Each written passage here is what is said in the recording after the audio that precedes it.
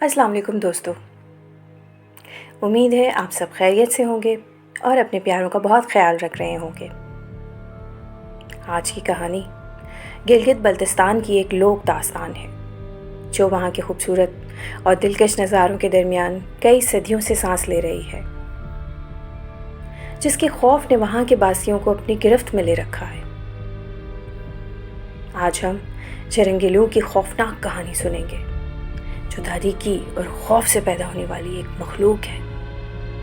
وہ رات کے پردے تلے بے خبر لوگوں کا شکار کرتی ہے۔ کچھ لوگ کہتے ہیں وہ کبھی انسان تھا، اپنے ظلم کے باعث لعنت کا نشانہ بنا۔ دوسرے دعویٰ کرتے ہیں کہ وہ ایک دیو ہے۔ نسلوں سے بزرگوں نے چرنگیلو کے بارے میں بات کی ہے، جو لوہے کی زنجیروں سے ملبوس ایک بلند قامت شخص ہے جو صرف رات کے بعد نمودار ہوتا ہے۔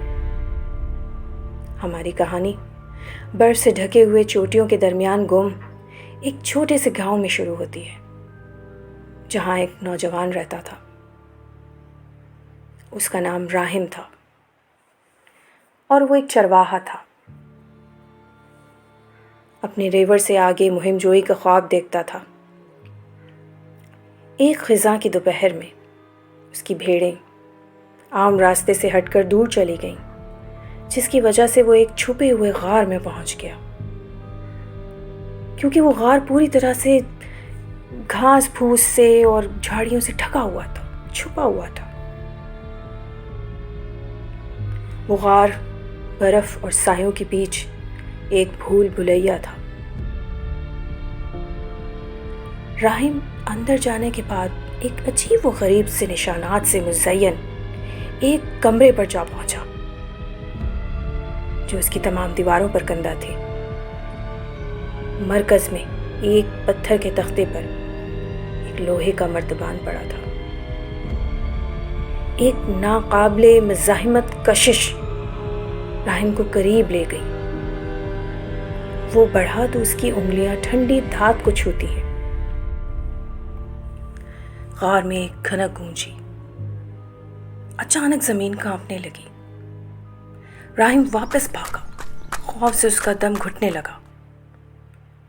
ایک وحشیانہ شخصیت ایک چھپے ہوئے شگاف سے باہر نکلی۔ چرنگیلو۔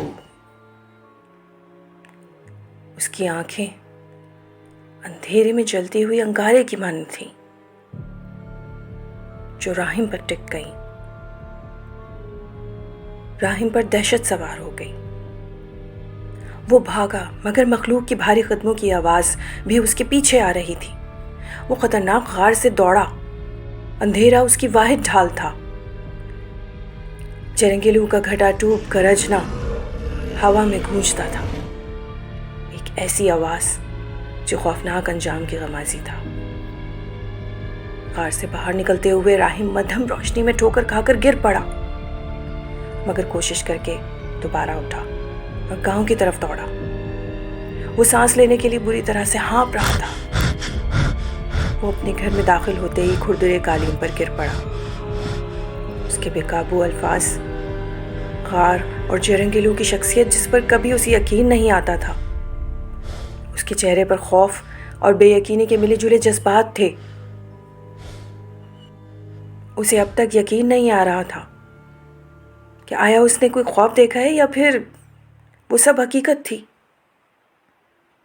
چرنگیلو، اس کا وجود، اس کی شخصیت اور اس سے جڑی داستانیں جن کا راہم مذاق اڑایا کرتا تھا، کیا واقعی وہ سب سچ ہے؟